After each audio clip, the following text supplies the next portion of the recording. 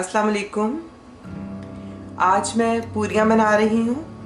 तो पूरियाँ बनाने के लिए हमें जिन जिन चीज़ों की ज़रूरत है वो इस तरह है।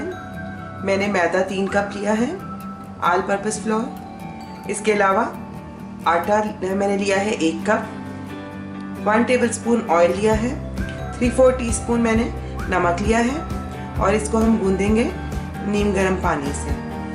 तो सबसे पहले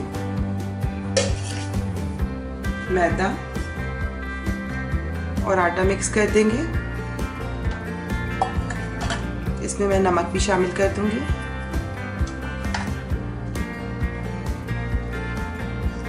इसको मिक्स कर लेंगे।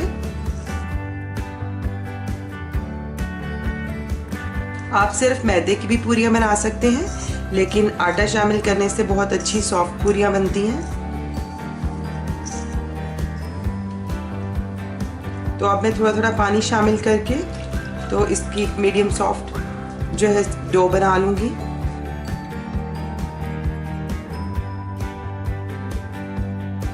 आपको कम बनानी हो तो आप इसकी मिकदार हाफ कर सकते हैं आटा और मैदा की।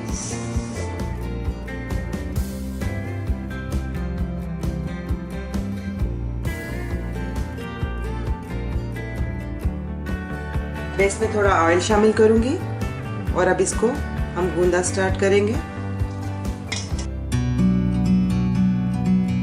1 टेबलस्पून ऑयल है ये शामिल करके तो इसकी मीडियम सॉफ्ट डो बना लेंगे।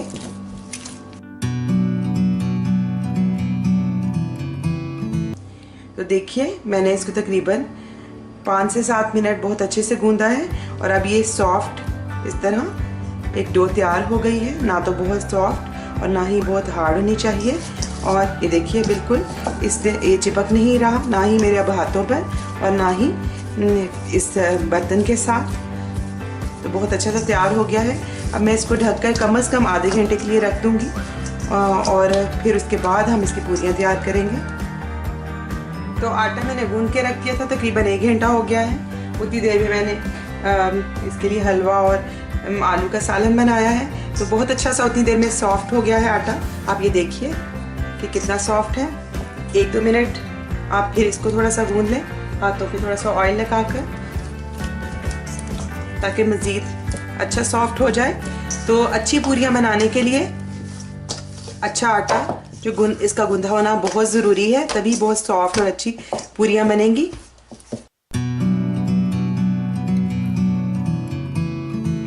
अब मैं इसके छोटे छोटे पेड़े निकाल लेती हूँ जितने साइज की पूरियाँ बनानी है।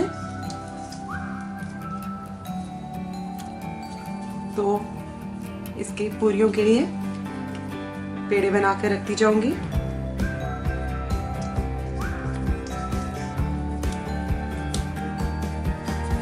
थोड़े से पेड़े बना के रख लें ताकि वो ठहर जाएं और आसानी के साथ फिर आप पूरी बना सकें।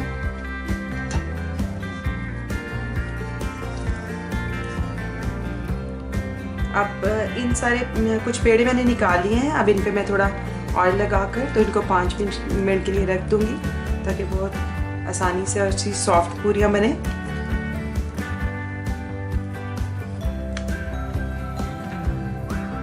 अब हम पूरियों को बेल लेंगे।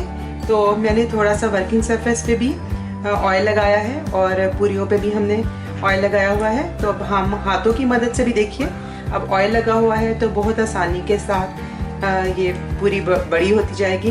हाथों के साथ भी हम कर सकते हैं, मैं आपको हाथों के साथ करके भी बता देती हूँ और बेलन के साथ भी।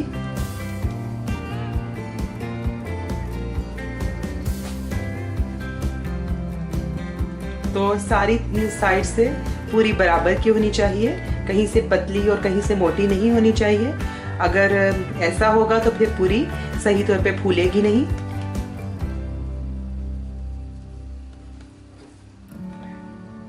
तो देखिए इस तरह हाथों की मदद से इसको किनारों से भी दबाते हुए अच्छी तरह फैला लेना है।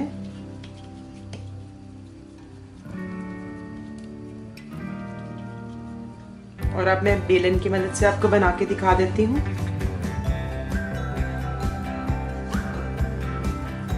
पूरी को मैंने पहले थोड़ा सा दबा लिया है, बेलन पे भी थोड़ा सा ऑयल लगाया है ताकि आसानी के साथ बेली जाए पूरी।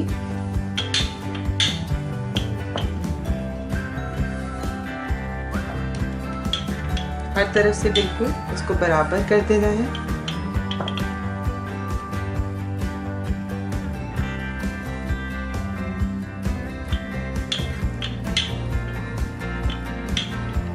और इसको ऐसे किनारों से उठाते हुए एडजस्ट कर लेंगे, गोल कर लेंगे। देखिए इस तरह बहुत आसानी के साथ ये बेली जाएगी। बस आपने इसके आटे का ख्याल रखना है कि वो बहुत अच्छा सॉफ्ट तैयार हुआ हो। तो ऑयल को हमने बहुत अच्छे से गर्म करना है और इसको चेक करने का तरीका ये है कि मैं छोटा सा एक पीस लेके इसमें डाल रही हूँ। इसे फ़ौरन ऊपर आ जाना चाहिए। तो इतना अच्छा देखिए ये ऊपर आ गया है, इसका मतलब है कि ऑयल सही तौर पे गर्म है। तो अगर हम ठंडे ऑयल में या कम गर्म ऑयल में पूरी डालेंगे तो वो अच्छी फूलेगी नहीं और इतनी सॉफ्ट नहीं बनेगी। तो अब ऑयल अच्छा गर्म है तो मैं इसका जो फ्लेम है वो मीडियम कर देती हूँ। इसमें हम पूरी डाल देते हैं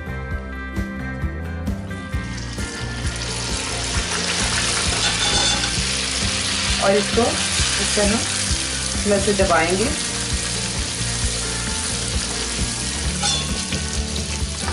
ऑयल गर्म होना चाहिए तो पूरी फौरन फूट जाएगी। अब इसको पलटा दूंगी दूसरी साइड से भी।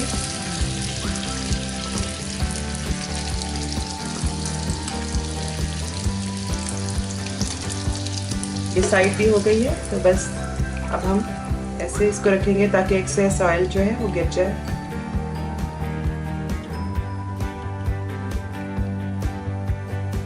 इस तरह मज़ीद पूरियां भी बना लेंगे।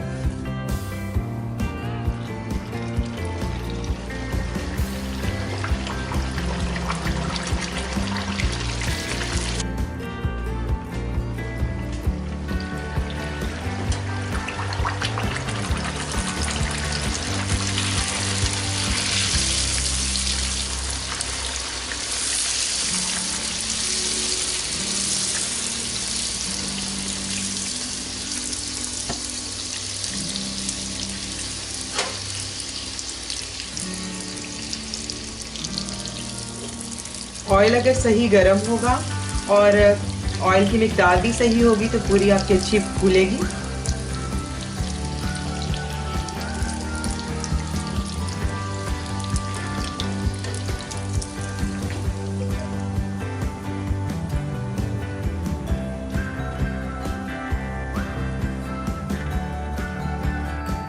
तो पूरियां तैयार हो गई हैं और साथ चने का सालन, आलू का सालन और हलवा भी तैयार है। तो आपको किसी की रेसिपी भी चाहिए हो तो आप देख सकते हैं। अगर आपने अब तक मुझे सब्सक्राइब नहीं किया तो इस रेड बटन को प्रेस करके सब्सक्राइब कर दें, ये बिल्कुल फ्री है। और इस बेल आइकन को भी क्लिक कर दें, इससे आपको मेरे आने वाली हर वीडियो फ़ौरन मिल जाया करेगी। आइंदा आपके साथ किसी नई रेसिपी के साथ फिर मुलाकात होगी। उस वक्त तक के लिए अल्लाह हाफिज़।